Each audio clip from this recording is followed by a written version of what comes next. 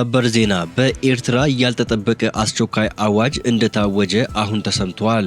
የአዋጁን ዝርዝር መረጃ በዝርዝር ይዘናል፣ ይሰሙታል። በሌላ በኩል ህወሓት አዲስ መግለጫ ሰጥቷል። በመግለጫው አሜሪካን አስጠንቅቋል። አስገራሚ መግለጫ ነው፣ በዝርዝር ይሰሙታል። በሌላ በኩል ድርድሩ ከተሳካ የተለወጠች ኢራንን ታያላችሁ ሲሉ የአሜሪካው ምክትል ፕሬዝዳንት ጄዲ ቫንስ ተናገሩ። አየናችሁ ምንም አታመጡም ስትል ኢራን ተናግራለች። ሁሉንም ሰበር ዜናዎች በዝርዝር ይሰማሉ። ሰላም ጤና ይስጥልኝ ውድ ተመልካቾቻችን፣ የሰዓቱን የተመራረጡ አጫጭር ሰበር ዜናዎችን ይዤ ቀርብ ያለው አብራችሁን ቆዩ።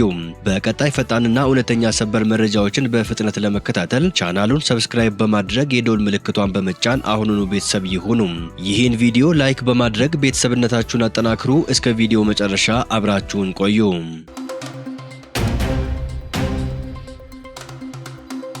በቅድሚያ ህዝባዊ ወያኔ ሓርነት ትግራይ ህወሓት ከፌዴራል መንግስት ጋር የሚደራደር ከሆነ በአዲስ አበባ ከተማ ሳይሆን በሌላ ሶስተኛ ሀገር እንደሚሆን ለአሜሪካ ማሳወቁን የፓርቲው ጽህፈት ቤት ኃላፊ ፈትለወርቅ ገብረ እግዚአብሔር ተናገሩ።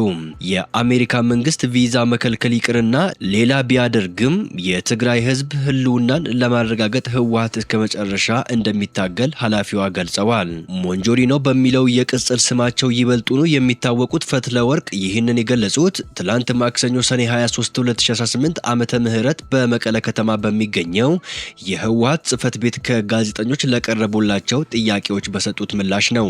በትላንቱ ጋዜጣዊ መግለጫ ከተነሱ ጉዳዮች መካከል የፕሪቶሪያ ስምምነት ሁኔታ፣ የጦርነት ስጋት፣ የወጣቶች አፈሳ፣ የአሜሪካ ቪዛ እገዳ እንዲሁም ትግራይን በተመለከተ አሜሪካና አውሮፓ ህብረት ያወጧቸው መግለጫዎች ይገኙበታል። የፕሪቶሪያ ስምምነት መፍረሱን በተደጋጋሚ በሚያወጣቸው መግለጫዎች ያሳወቀው ህወሓት ለዚህም ዋነኛው ተጠያቂ የፌዴራል መንግስት መሆኑን ሲገልጽ ቆይቷል። የህወሓት ጽህፈት ቤት ኃላፊ በትላንቱ መግለጫቸው የፕሪቶሪያ ስምምነት የፌዴራል መንግስት እንደ መሳሪያ ነው የተጠቀመበት ሲሉ ተመሳሳይ አቋም አንጸባርቀዋል። የፕሪቶሪያ ውል እንዲፈጸም ህወሓት ጥረት አድርጓል። ውሉን የሚጥሱ በርካታ ነገሮች ቢሰሩም የፕሪቶሪያ ስምምነት ፈርሷል ሳይል በትዕግስት ቆይቷል። በዚህ ጉዳይ ህወሓት እንደ ፓርቲ ትልቅ መስዋዕትነት ከፍለዋል ሲሉም ፈትለወርቅ ለፓርቲው ልሳናትና ለክልሉ ቴሌቪዥን ጣቢያ ጋዜጠኞች ተናግረዋል። የፌዴራል መንግስቱ በአሁኑ ወቅት ወታደሮቹን ከምዕራብ ትግራይ ወደ ምስራቅ ትግራይ እያሰማራ መሆኑን ፈትለወርቅ አስታውቋል። ፈትለወርቅ አሜሪካ በአክራሪ የህወሓት አመራሮችና አባላት ላይ የጣለችውን የቪዛ እገዳ አስመልክተው የተናገሩ ሲሆን እገዳው በግለሰቦች ላይ ሳይሆን በህወሓት መሪሆች ላይ እያነጣጠረ ነው ብለዋል። ይሁን እንጂ ህወሓት በመሰረታዊ መሪሆቹ ላይ ፈጽሞ እንደማይደራደር አጽንኦት ሰጥተዋል። ፈትለወርቅ አክለውም የህወሓት አመራር ወደ አዲስ አበባም ሆነ ከኢትዮጵያ ውጪ የመጓዝ ፍላጎት እንደሌለው ለአሜሪካ ማሳወቃቸውን ገልጸዋል። የትግራይ ህዝብና የድርጅቱ ጥያቄ ራስን በራስ የማስተዳደርና የራስን እጣ ፈንታ በራስ የመወሰን መሆኑን የጠቀሱት ፈትለወርቅ የአሜሪካ ጥቅም ሊረጋገጥ የሚችለው ህወሓትን በማስፈራራት ሳይሆን አብሮ በመስራት ብቻ እንደሆነ አስገንዝበዋል። በሌላ ዜና የኤርትራ መንግስት ዜጎች በእጃቸው ያለ ገንዘብን በአንድ ወር ወደ ባንክ እንዲያስገቡ አዘዘ። የኤርትራ መንግስት ዜጎቹ በእጃቸው ላይ ያለ ገንዘብን በሙሉ እስከ ሐምሌ መጨረሻ ድረስ ወደ ባንክ እንዲያስገቡ ጥብቅ ማሳሰቢያ አውጥተዋል። የኤርትራ ማዕከላዊ ባንክ ማክሰኞ ዕለት ባወጣው ጥብቅ ማሳሰቢያ በሀገሪቱ ውስጥ በግለሰቦችና በተቋማት እጅ የሚገኝ የሀገሪቱ መገበያያ ገንዘብ ናቅፋ በሙሉ ዛሬ የጀመረው የአውሮፓውያን ሐምሌ ወር መጠናቀቂያ ድረስ ወደ ባንክ እንዲገባ አዘዋል። የኤርትራ ባንክ ባወጣው መግለጫ እያንዳንዱ ዜጋና ተቋም የመጠቀም መብት ያለው የሀገሪቱ ብሔራዊ ገንዘብ የሆነውን ናቅፋ ብቻ መሆኑን በመጥቀስ ለየትኛውም ልውውጥ በገንዘቡ ብቻ መጠቀም ግዴታ እንደሆነ ገልጸዋል። ስለዚህም ዜጎችና ተቋማት ያላቸውን ገንዘብ በሙሉ ወደ ባንክ እንዲያስገቡ፣ ከዚያ ውጪ ግን ግለሰቦችና ተቋማት ገንዘብን በይዞታቸው ውስጥ ማቆየት ህገ ወጥ መሆኑን አስጠንቅቀዋል። በዚህም መሰረት ሁሉም ያላቸውን ገንዘብ ወደ ባንክ እንዲያስገቡ፣ በተጨማሪም የባንክ ሂሳብ የሌላቸው ሰዎች ወይም ተቋማት እስከ ሐምሌ መጨረሻ ድረስ ያላቸውን ናቅፋ አዲስ አካውንት በመክፈት እንዲያስቀምጡ መመሪያ ተሰጥቷል።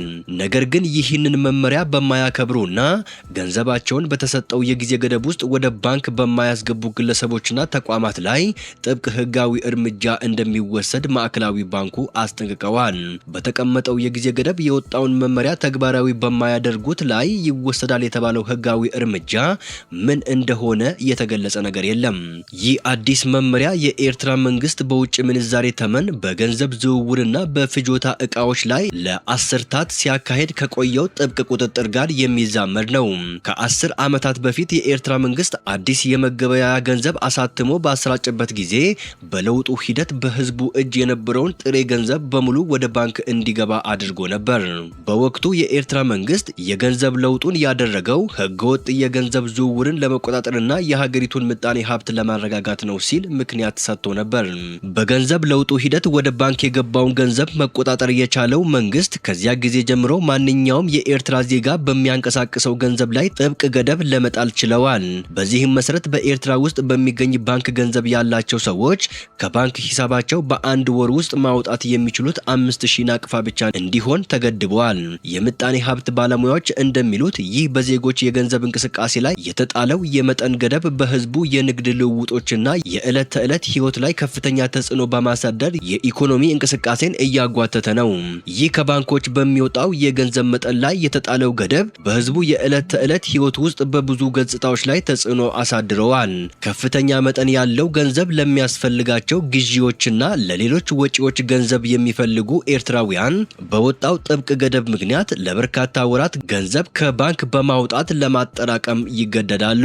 በተጨማሪም እንደ ሰርግ ላሉ ከፍተኛ ወጪን ለሚጠይቁ አንዳንድ ጉዳዮች ከተቀመጠው ወራዊ 5000 ብር በላይ ከባንኮች ገንዘብ ለማውጣት ከአካባቢያቸው ባለስልጣን የፍቃድ ደብዳቤ ማግኘት አለባቸው።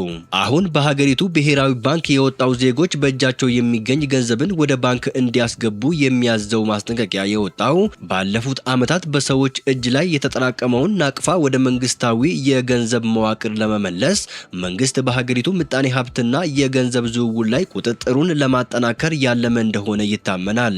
ኤርትራ በአፍሪካ በመንግስት በጣም ጥብቅ ቁጥጥር የሚደረግባት የባንክ ስርዓት ካሏቸው ሀገራት አንዷ ናት። በሀገሪቱ ዘመናዊ የገንዘብ ዝውውርና የባንክ አገልግሎት የሌለ በመሆኑ አብዛኛው የገንዘብ ዝውውርና ግብይት በጥሬ ገንዘብ ብቻ ነው የሚካሄደው። ወደ ዓለም አቀፍ ሰበር ዜናዎች ስንሸጋገር ድርድሩ ከተሳካ የተለወጠች ኢራንን ታያላችሁ ሲሉ የአሜሪካው ምክትል ፕሬዝዳንት ጄዲ ቫንስ ተናገሩ። አየናችሁ ምንም አታመጡም ስትል ኢራንም ተናግራለች። የአሜሪካው ምክትል ፕሬዝዳንት ጄዲ ቫንስ ከፎክስ ኒውስ ጋር ባደረጉት ቃለ ምልልስ አሜሪካ ከኢራን ጋር በጣም ጥሩ ነጥብ ላይ እንደምትገኝ ተናገሩ። ከኢራን ጋር የሚደረጉ ድርድሮች ስኬታማ ከሆኑ የተለወጠች ኢራንን ትመለከታላችሁ ብለዋል። በቅርብ ሳምንታት ውስጥ ኢራናውያን መርከብ ላይ ጥቃት አላደረሱም። በሆርሙዝ ወሽመጥ በኩል ነዳጅ እያለፈ ነው። ምክንያቱም ኢራናውያን መርከብ ላይ ጥቃት ቢፈጽሙ የአጸፋ ምላሽ እንደሚሰጡ ፕሬዝደንቱ በግልጽ ተናግረዋል ሲሉም ገልጸዋል። ጄዲ ቫንስ በቃለ ምልልሳቸው ከኢራን ጋር የሚደረጉ ድርድሮች ስኬታማ ከሆኑ ስኬታማ እንዲሆኑም እንፈልጋለን፣ በዘላቂነት የተለወጠች ኢራንን የምትመለከቱ ይሆናል ብለዋል። የተለወጠች ብለው የገለጿት ኢራን ቀጠናዊ ሽብርና አለመረጋጋት እንደማትደግፍ እንዲሁም በዘላቂነት የኒውክሌር ፍላጎቷን እንደምትሰርዝ ገልጸዋል። በዚህም ምክንያት የዓለም ምጣኔ ሀብት ዳግመኛ ይቀበላታል። ይህም ለአሜሪካውያንና መላው ቀጠና ጥሩ ውጤት ነው ብለዋል። ጄዲ ቫንስ አክለውም የተገባ ባህሪ ካላሳዩና ማየት የምንፈልገው ለውጥ ካላመጡ የኒውክሌር መርሃ ግብራቸው ይወድማል፣ ወታደራዊ አቅማቸው ይንኮታኮታል፣ አሜሪካ ከነሱ አንጻር ጠንካራ ናት ብለው ተናግረዋል። በሌላ በኩል የኢራን መህር የዜና ወኪል አንድ የኢራንን ተወካይ አናግሮ ኢራን ግን በማንም ሳትበገር በብርቱ ክንዷ እንዳንበረከከቻቸው ዓለም ያውቃል። ኢራን የምታዘገየው ካልሆነ በስተቀር የምታቋርጠው የኒውክሌር መርሃ ግብር የላትም። ከነበረበት የሚቀየር የለም። ወደዳችሁም ጠላችሁም የምታመጡት ነገር የለም። አየናችሁ የምታመጡት የለም በማለት ዛቻ የተቀላቀለበት ምላሽ እንደሰጡት ጠቁመዋል። ውድ ተመልካቾቻችን የሰዓቱን የተመራረጡ አጫጭር ሰበር ዜናዎች ወደ እናንተ ያደረስኳቸው ናቸው። ከሰዓታት በኋላ በሌላ ሰበር ዜናዎች እስከምንገናኝ በያላችሁበት የዓለም ዳርቻ ቸር ቆዩልን። ሰላም ለዓለማችን ይሁን።